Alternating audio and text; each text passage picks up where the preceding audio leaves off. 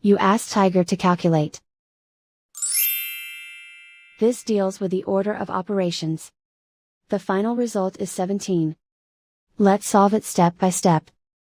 We begin by calculating the expression inside the parentheses. Calculate any addition or subtraction, from left to right.